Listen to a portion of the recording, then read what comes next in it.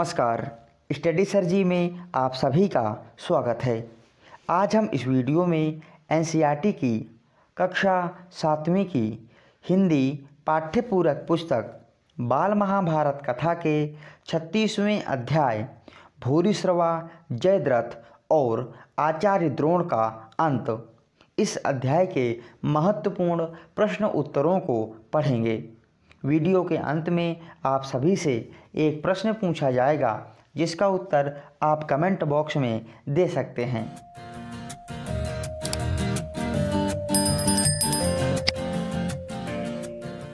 आइए वीडियो शुरू करते हैं। भूरिश्रवा, जयद्रथ और आचार्य द्रोण का अंत, इस अध्याय का सबसे पहला प्रश्न है, अर्जुन भूरिश्रवा पर बाण चलाने के लिए क्यों विवश हो गए। इस प्रश्न के उत्तर में हम लिखेंगे, अर्जुन ने सात्यकी की ओर मुड़कर देखा तो पाया कि सात्यकी जमीन पर पड़ा हुआ था और भूरिश्रवा हाथ में तलवार लेकर उस पर वार करने को उद्यत था। यह देखकर अर्जुन से रहा नहीं गया।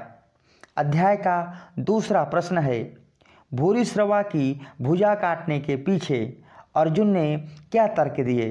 इस प्रश्न के उत्तर में हम लिखेंगे, अर्जुन ने अपना तर्क इस प्रकार रखा था, वीरों, तुम सब मेरी प्रतिज्ञा जानते हो।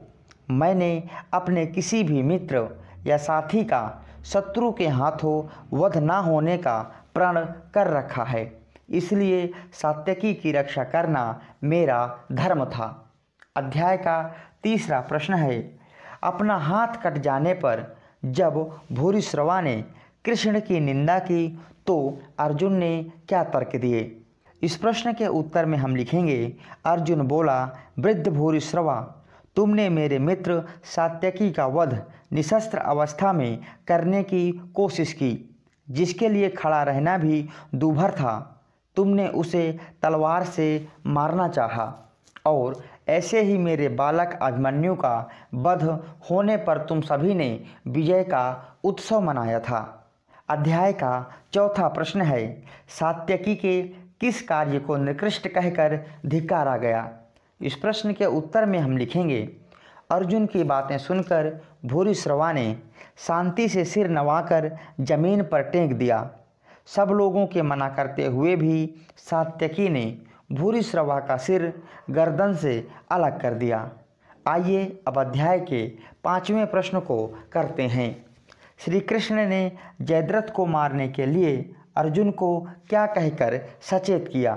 इस प्रश्न के उत्तर में हम लिखेंगे, श्री कृष्ण ने कहा, अर्जुन, जयद्रथ सूर्य की तरफ देखकर सोच रहा है कि सूर्य डूब गया, परंतु अभी सूर्य डूबा नहीं है।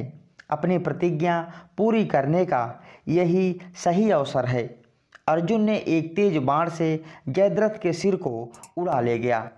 अध्याय का अगला प्रश्न है, श्री कृष्ण ने अर्जुन को क्या चेतावनी दी। इस प्रश्न के उत्तर में हम लिखेंगे, श्री कृष्ण ने कहा कि जयद्रथ के सिर को जमीन पर गिरने मत देना। अर्जुन ने जयद्रथ के सिर को उनके पिता वृद्ध छत्र की गोद में गिरा दिया। ध्यानमग्न वृद्ध छत्र की गोद से सिर गिरते ही उनके 100 टुकड़े हो गए। आइए अब अध्याय के 7वें प्रश्न को करते हैं। 7वें प्रश्न में कहा गया है, द्रोणाचार्य को मारने के लिए पांडव पक्ष ने क्या योजना बनाई। इस प्रश्न के उत्तर में हम लिखेंगे, श्री कृष्ण की सलाह पर भीम ने अश्वत्थामा नाम के हाथी को मार दिया।